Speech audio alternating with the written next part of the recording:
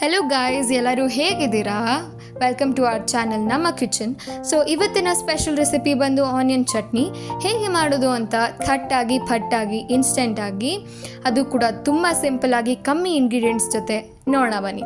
ಈಗ ಒಂದು 3 ಟೇಬಲ್ ಸ್ಪೂನಷ್ಟು ಎಣ್ಣೆ, ಜೀರಿಗೆ ಒಂದು ಅರ್ಧ ಟೇಬಲ್ ಸ್ಪೂನಷ್ಟು, 2 ಹಣ್ಣು ಮೆಣಸಿನ್ಕಾಯಿ, ಒಂದು 8 ಪೀಸ್ ಬೆಳ್ಳುಳ್ಳಿ, ಒಂದು 8 ಎಲೆ ಕರಿಬೇವು, ಹಾಗೆ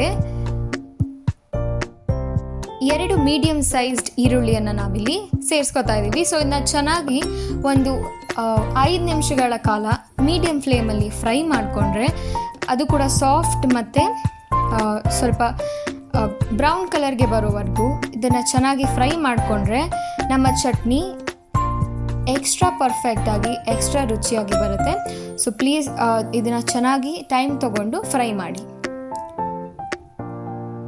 ಸೊ ನೋಡಿ, ಈ ರೀತಿಯಾಗಿ with enough time and 5 minutes ತನಕ ಫ್ರೈ ಮಾಡ್ಕೊಂಡ್ಮೇಲೆ ನಾವಿಲ್ಲಿಗ ಎಸಫಟಿಡಾ ಅಥವಾ ಹಿಂಗನ್ನು ಸೇರಿಸ್ಕೊಂಡ್ವಿ. ಹಾಗೆ ಟೊಮ್ಯಾಟೊ, ಒಂದು ದೊಡ್ಡ ಟೊಮ್ಯಾಟೋವನ್ನು ನಾವಿಲ್ಲಿ ಸೇರಿಸ್ಕೊಂಡಿದ್ದೀವಿ, ಚಾಪ್ಡ್ ಟೊಮ್ಯಾಟೊ.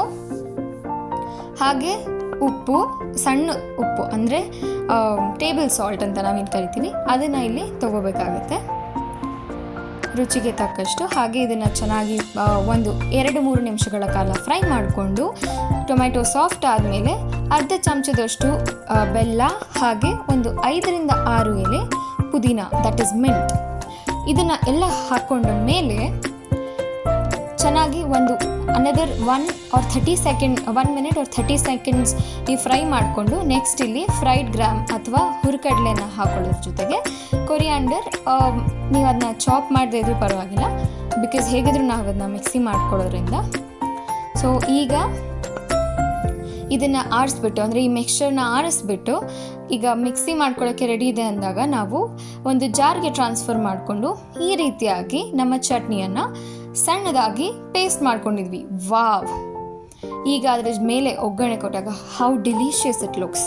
ನಿಮಗೂ ತಿನ್ನಬೇಕು ಅಂತ ಬಾಯಲ್ಲಿ ನೀರು ಇಳ್ತದೆ ಅಲ್ವಾ? ಇದನ್ನು ದೋಸೆಗೆ, ಚಪಾತಿಗೆ, ಅನ್ನಕ್ಕೆ, ಈ ಥರ ಬಹಳಷ್ಟು ಸೈಡ್ ಡಿಶ್ ಆಗಿ ನೀವು ಬಡಿಸ್ಬೋದು. So like, share, subscribe and comment, ಹಾಗೆ ಟೇಸ್ಟ್ ಮಾಡಿ, ಟ್ರೈ ಮಾಡಿ. Okay, thank you, bye.